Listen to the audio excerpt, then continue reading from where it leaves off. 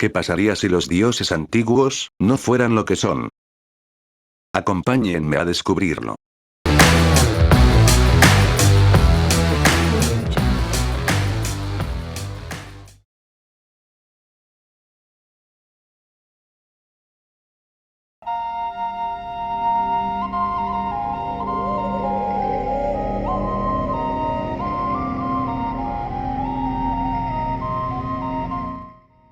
El día de hoy hablaremos de una leyenda.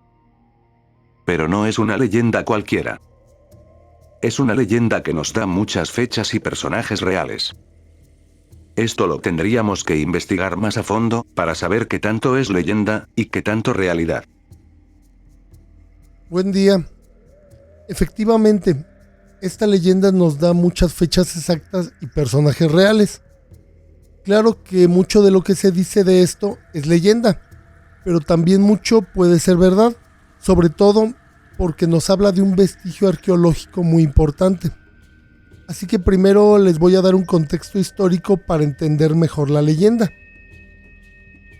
Los españoles, o bueno, mejor dicho, los peninsulares, que más tarde se llamarían españoles, que vinieron a la conquista, después de pasar el episodio de la Noche Triste que todos conocemos, empezaron a formar alianzas con pueblos enemigos de los mexicas, tales como los tlaxcaltecas, y poco a poco, con ayuda de la viruela, fueron haciendo retroceder a su enemigo, los mexicas, hasta que los rodearon en Tenochtitlan.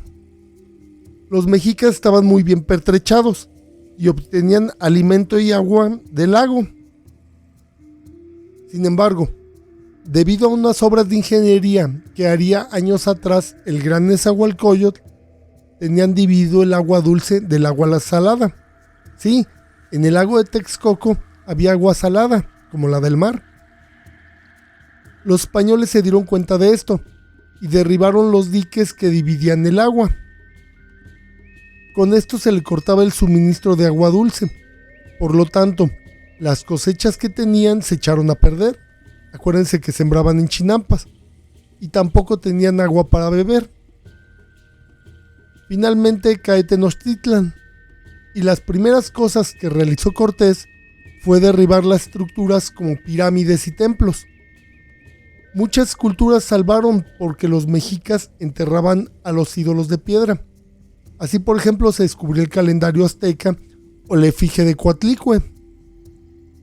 Pero para derribarles la moral al pueblo vencido, o sea, los mexicas, construían edificios sobre los antiguos monumentos.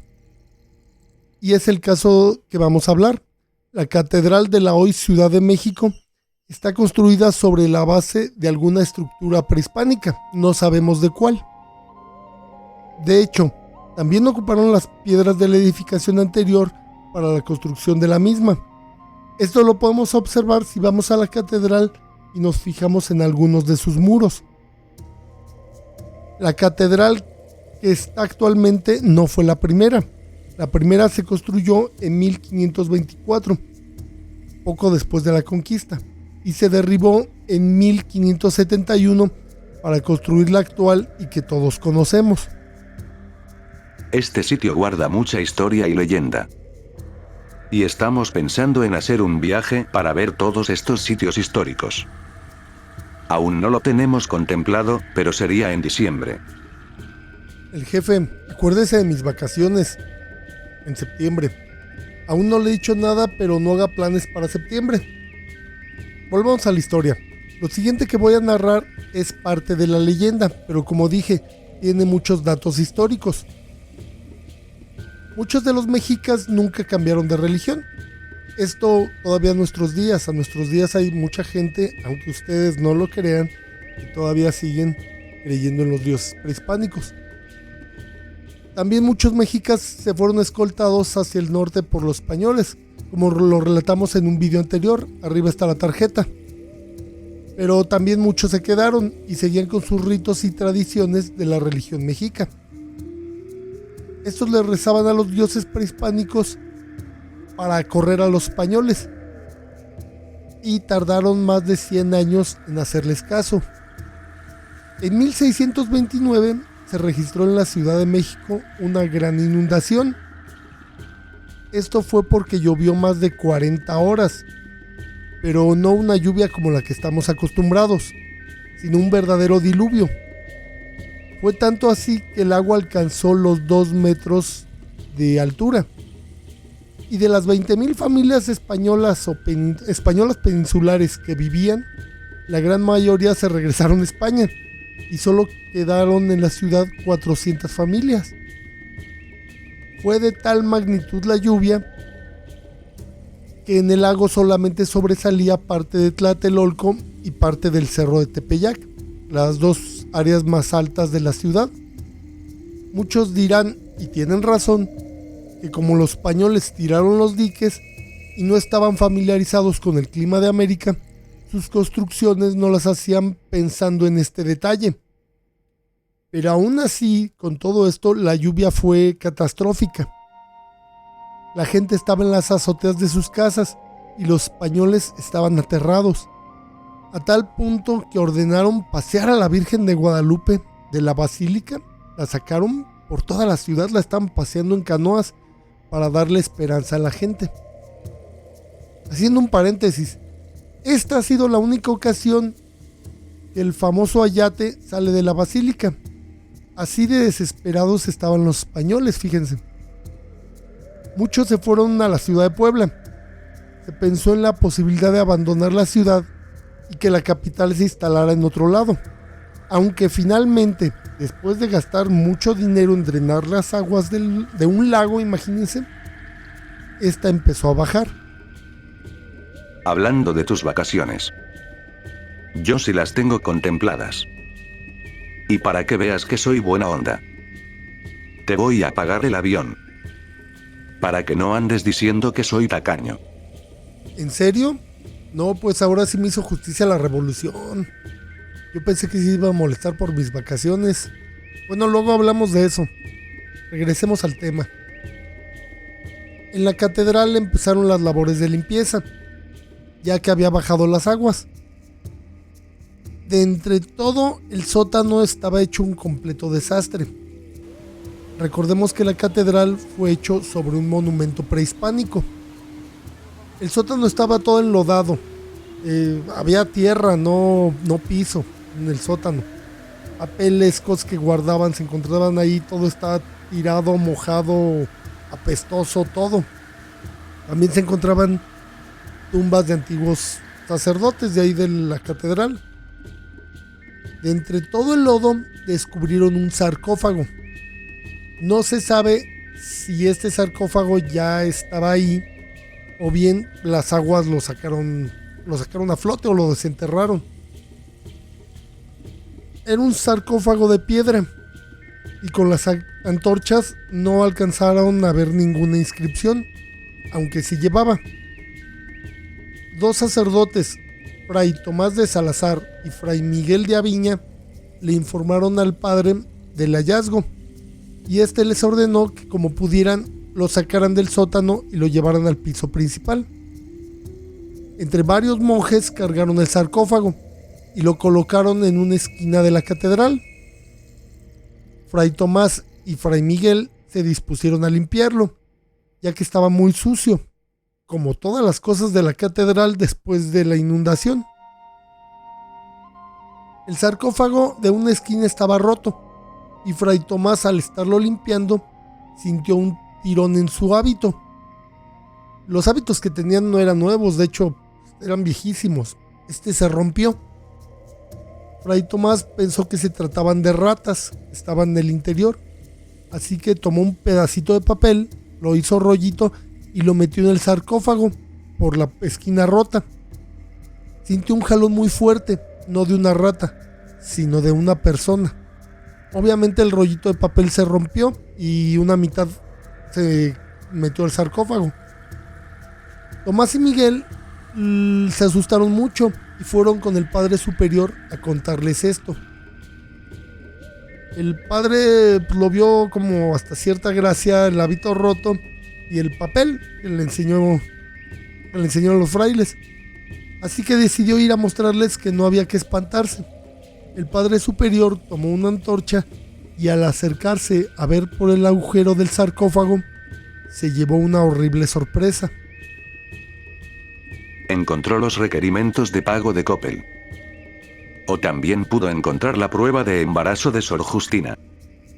Él vio una figura humana, pero muy deforme y rara, tanto que se asustó y se alejó de allí inmediatamente. Todos decían que era un demonio o un vampiro el que se encontraba allí, así que decidieron al día siguiente, que era domingo, realizar un exorcismo para, según ellos, librarse del demonio. Al día siguiente, y aprovechándose de que en la catedral aún no abría sus puertas al público por las restauraciones, realizaron el exorcismo. Y mientras lo realizaban, se escucharon unos ruidos extraños dentro del sarcófago, pero de repente se callaron. Todos los curas pensaron que ya habían logrado acabar con aquello que se encontraba dentro, así que procedieron a abrirlo. Al abrirlo, e iluminados por unas débiles antorchas, vieron una figura parecida a un hombre, pero con rasgos de animal así muy raro. Esta figura brinca del ataúd y entre la confusión, unos monjes corrieron, otros se desmayaron, incluso nuestros dos frailes, Tomás y Miguel, fallecerían de infarto. Entre los gritos y la confusión, se abrían las puertas de la catedral y miraron aterrorizados cómo esta extraña figura abandonaba el recinto. Obviamente la gente que era seguidora de la religión mexica dice que se trataba de Tlaloc, que había sido liberado. Otros dicen que era un agüizote. Un agüizote es una criatura del panteón mexica que precisamente ayudaba a Tlaloc. Los católicos aseguraron que se trataba de un vampiro. La leyenda termina relatando que días después fue encontrado el sarcófago a unos 100 metros de la catedral y que ni siquiera quisieron conservar el ataúd. Otros dicen que el sarcófago es este que tienen en pantalla, pero este le pertenece a Fray Juan de Zumárraga, que fue el primer obispo de la ciudad. Aunque los que afirman esto dicen que es el sarcófago de la historia, pero que lo usaron con este fraile. Lo cambiaron, vamos a decirlo, de sarcófago. Como podemos ver, la parte de abajo sí parece prehispánica, aunque no la superior. Pero no sabemos la historia qué es verdad y qué es mentira. Lo cierto es que la catedral se encuentra construida sobre un antiguo templo mexica. Y no sabemos de qué es debido a que faltan estudios.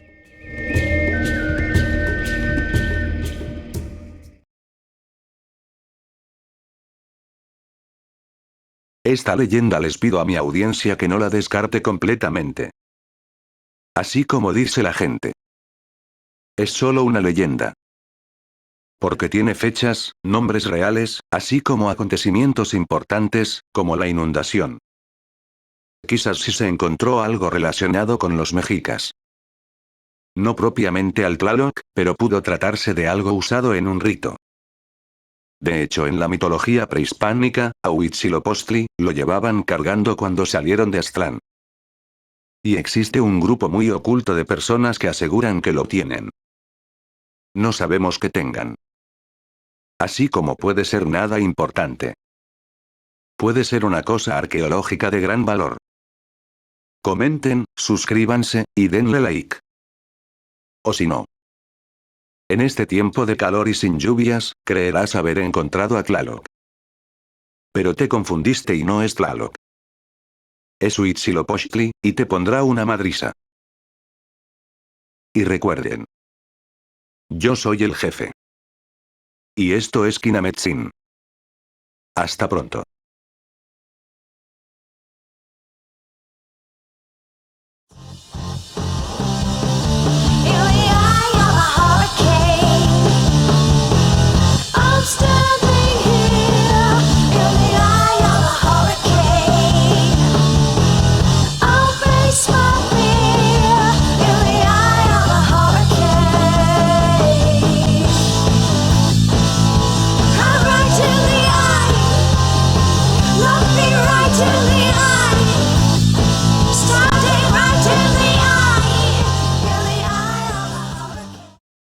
Tlaloc.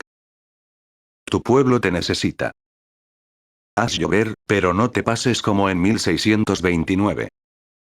Tu gente te va a agradecer, si cae un aguacero. No seas malo. Tlaloc. Híjole.